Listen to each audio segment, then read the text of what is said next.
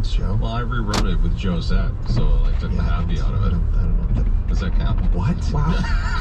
Well, you said... No, hold on a second. You said she might not have been happy as you were, so I wrote Josette birthday. See? So it was like to put the emphasis on Josette. Well, I thought you said I'm all right, Spider. Okay. Anyway, that's a Goodfellas reference. Here's Joe Pavia with a check on traffic and headlines. Boy, it got really slow, really fast. Roads are slippery right now. I'm hearing on area highways and city routes. There is some light snow to contend with, causing delays. Let's start. The biggest one is on the 401 from about Fountain Street South all the way to Highway 6 North. That's in both directions, and all routes to the 401, including Highway 8, are heavy right now. Noticing it is really heavy on Blair Road right now through the Galt intersection all the way to Fountain Street. There's a heavy delay at just around it's actually, well, George Street North and Blair Road. That's where it gets very heavy at that point, all the way to Fountain Street. Also, as mentioned, the drive from Stratford, Shakespeare, New Hamburg, getting kind of tricky right now, and also areas to the northwest. Actually, even south towards Lake Huron could be touch and go visibility and slippery road conditions because of snow squalls and light snow. In the news, a certified financial planner says paying for housing will still be a challenge in Waterloo region, even if a person secures the new local living wage. And on World Report, world leaders at the APEC summit in Thailand are condemning North Korea's latest proactive missile launch.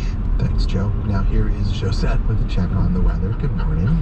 Good morning, Craig. Starting the morning off under partly cloudy skies, some light snow falling, -3 in Kitchener, Waterloo, Cambridge, and Guelph, -4 in Mount Forest, -2 in Stratford.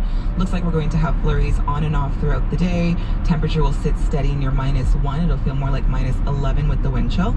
Tonight, those flurries are expected to end near midnight. We will drop down to a low of -7, and the wind chill will feel more like -15 overnight. Bird. Today on Q. All I wanted to do out of life was prove I was no bum, that I had the stuff to make a good pro, you know? Sylvester Stallone is still one of the biggest names in Hollywood, and he became a box office legend playing rugged dudes like Rocky or Rambo. But he'll tell you about his new TV series about a Midwest mobster and finding the heart in all these tough guys. Q with Tom Power. This morning at 10, 10:30 in Newfoundland, and on the CBC Listen app. The CBC News is next. Coming up in half an hour, it's The Current with Matt Galloway. From stilettos to sneakers, platform heels to ballet slippers, shoes are much more than just something we wear to protect our feet. How shoes became affordable luxuries and objects of desire. That's coming up on The Current. This is World Report. Good morning from CBC News. I'm Stephanie Skandaris. Today, we witnessed yet another reckless ballistic missile test from North Korea that has landed off the shores of Japan. This is completely unacceptable and must not continue. Prime Minister Justin Trudeau is echoing other world leaders frustrated that the APEC summit was sidetracked overnight when Pyongyang launched a ballistic missile. The CBC's Tom Parry brings us more reaction from Bangkok. U.S. Vice President Kamala Harris convened an emergency meeting at the APEC summit here in Bangkok today, sitting down with allies, including Australia, South Africa, Japan, and Canada. We strongly condemn these actions, and we again call for North Korea to stop further unlawful destabilizing acts. Japan says the North Korean missile landed in the sea roughly 200 kilometers west of Hokkaido, but Japan's defense ministry says the missile had sufficient range to reach the continental U.S. Prime Minister Justin Trudeau, who was at the emergency meeting with the U.S. Vice President, joined her in condemning this latest launch. Once these are, as our friends have said, clear violations of UN resolutions and need to be condemned by all in the region and around the world. But strong words and condemnations have so far not stopped Pyongyang. North Korea has conducted more than 50 missile tests over the past 2 months. Tom Parry, CBC News, Bangkok, Thailand. Global climate talks are now in the last scheduled day of negotiations at COP27. Overnight, the European Union tried to unlock one of the key stumbling blocks. The CBC's Susan Ormiston is at the summit in Sharm el-Sheikh, Egypt. Susan, what is this EU proposal all about? It's this eyeing developing countries for the extreme impacts of a warming climate caused in part by high CO2 emissions in wealthier countries like Canada. Without something on that issue, the Egyptian-led talks seemed to be in jeopardy yesterday and might have been deemed a failure. So overnight, negotiators got together and they're now feverishly looking at a proposal for a fund. Canada's environment minister says in the main that Canada accepts responsibility, but really countries like China and the Gulf nations, Qatar and Saudi Arabia would have to step up, and there would have to be some conditions around it that aren't in the text right now. So we're watching to see if anything survives on this critical piece. So what is missing in that draft text? Well, there was another idea proposed by India during these past 2 weeks about phasing down oil and gas, putting that language in the document. It's pretty unlikely, I think, at this point that would get on the table so late now. Canada does not support it at this stage. The minister's saying that it would be challenged legally, and the government is focused on reducing emissions and growing renewable energy. So we are expecting we're going to be here through part of this weekend, maybe even till Sunday. Egypt is really desperate now to rescue these talks. Okay, our international climate correspondent Susan Ormiston in Sharm el-Sheikh, Egypt. Thank you, Susan. You're welcome. Ukraine's president says 10 million people are without electricity after recent Russian missile strikes on the country's power grid.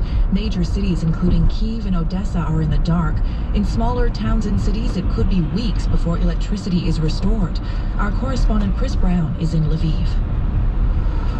As many parts of Ukraine deal with their first severe winter storm this week, President Volodymyr Zelensky said exhausted utility crews are doing everything they can to stop people from freezing in their homes.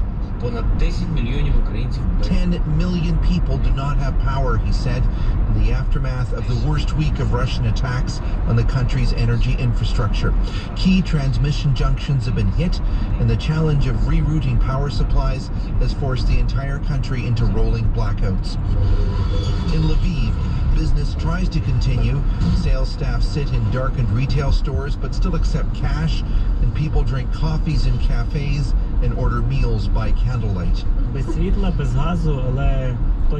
Alexei Spasiv, who still went to his medical appointment, says there may be no electricity and no gas, but absolutely there are no Russians either, meaning Ukraine is defeating Russia's military on the battlefield, but the winter is going to be extremely difficult. Chris Brown, CBC News, Lviv. Ontario's Niagara region, Barrie and Parry Sound could get up to 60 centimeters of snow over the next couple of days. South of the border, parts of western New York could get double that. The CBC's Katie Nicholson is in Buffalo and joins me now. Katie, what's it like out there? We're moving very slowly on the highway here, and there is a travel ban in place for much of Erie County right now. It was lifted to just an advisory towards the top of the county, but for the rest of the county today, that travel ban is in effect. They're really trying to keep people off the roads because so much snow, wet, heavy snow has fallen down, particularly here in West Seneca. There are power outages, of course, because a lot of that wet, heavy snow tends to bring down trees onto power lines, and that's another thing that they're struggling with here today. But so far, it's under control. We just had a briefing around 6 a.m.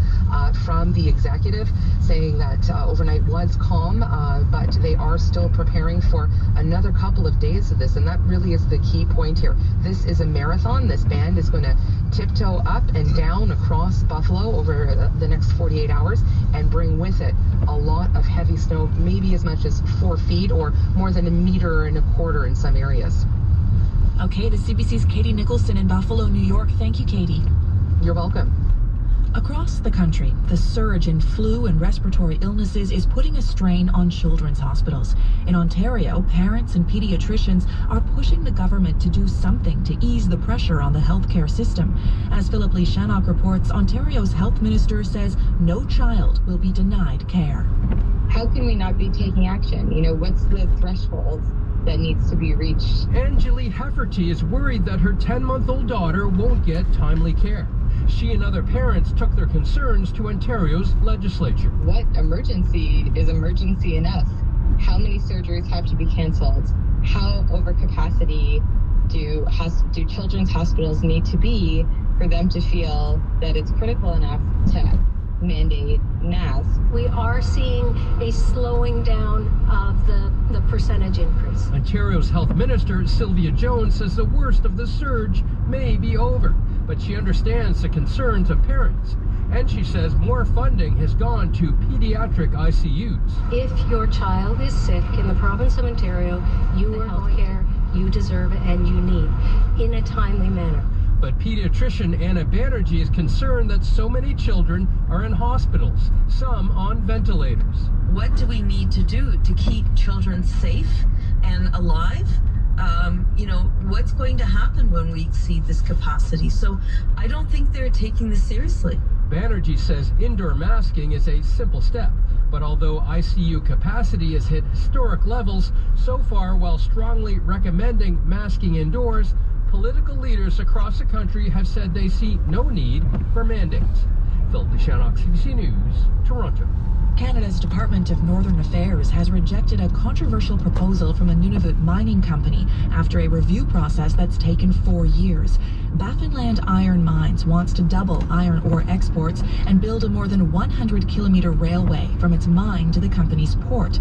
But as Sarah Kromolowski reports, people are asking what could be coming next. I'm not sure how to express my feelings. Pond Inlet hunter James Simone was relieved to hear the announcement from Northern Affairs Minister Dan Vandal. I feel like I'm overwhelmed and thankful for not approving the phase 2. It will be useful for the people of Pond Inlet, especially for hunting marine mammals. Minister Vandal rejected Baffinland's proposal for the next phase of their project. This was something that was not quite ready yet. But said his office is open to new proposals from Baffinland in the future. But Nunavut MP Lori Idlout says that first, she wants to see problems with the existing project addressed. Inuit have been saying that there are already negative impacts to the current project. So I know that Baffinland has the resources to do better mitigation. They need to make sure that they are held accountable for the impacts that Inuit are already experiencing. In a statement, Baffinland CEO said the company was surprised and disappointed by the minister's decision. He also said he looks forward to meeting with Minister Vandal and with Rikurtani Inuit Association, which owns the land occupied by the mine. Sarah Kromolowski, CBC News, Iqaluit. And that is World Report for this hour. For news anytime, go to cbcnews.ca. I'm Stephanie Skandaris. This is CBC News.